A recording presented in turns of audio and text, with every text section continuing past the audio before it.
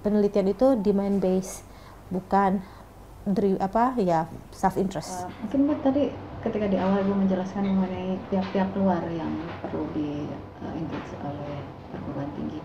Selain industri dan perguruan tinggi lain kan ada juga asosiasi dan pemerintah.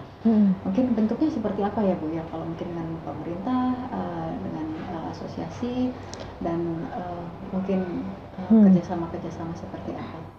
Kalau dengan pemerintah tentunya melalui kebijakan-kebijakan ya. Sebelum melakukan memperkenalkan kebijakan baru, sebaiknya kan ada analisa awal dulu. Apakah dampaknya seperti apa? Dan kenapa kebijakan itu dibutuhkan, seperti itu. Itu tentunya perlu kerjasama dengan perguruan tinggi, terutama perguruan tinggi lokal kalau memang levelnya pemerintah daerah yang membutuhkan analisa tersebut. Kalau dengan asosiasi seperti misalnya Kadin, bila bekerja sama dengan mereka banyak sekali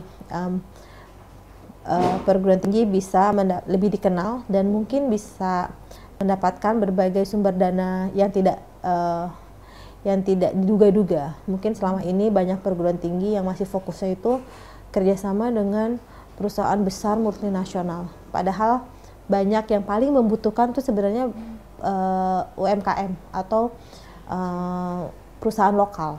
Itu yang lebih membutuhkan bantuan dari perguruan tinggi sebenarnya. Karena kalau perusahaan multinasional mereka punya R&D sendiri dan cukup kuat itu kan bagian riset dan pengembangannya mereka.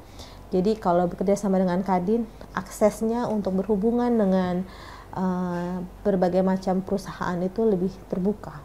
Jadi ini lebih menjembatani dan membuka networknya. Benar. Dan itu salah satu cara ya yang untuk bagaimana mempromosikan diri. Dan sebenarnya sudah ada dalam Kadin itu, sudah ada sektor yang memang mungkin divisi untuk pendidikan itu sudah ada. Jadi sebenarnya mereka pun juga memang sangat terbuka dan welcome untuk bisa bekerja sama dan berhubungan komunikasi yang lebih intensif dengan perguruan tinggi.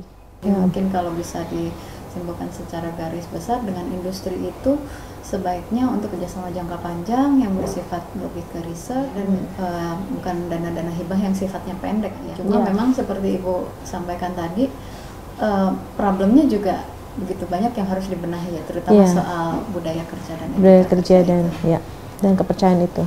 Tapi maksudnya dari pihak Ibu sendiri melihat bagaimana proyek ini sudah berjalan, proses perubahan mindset yang sudah berlaku itu sendiri, kita bisa optimis ya Bu ya bahwa akan optimis terjadi perubahan.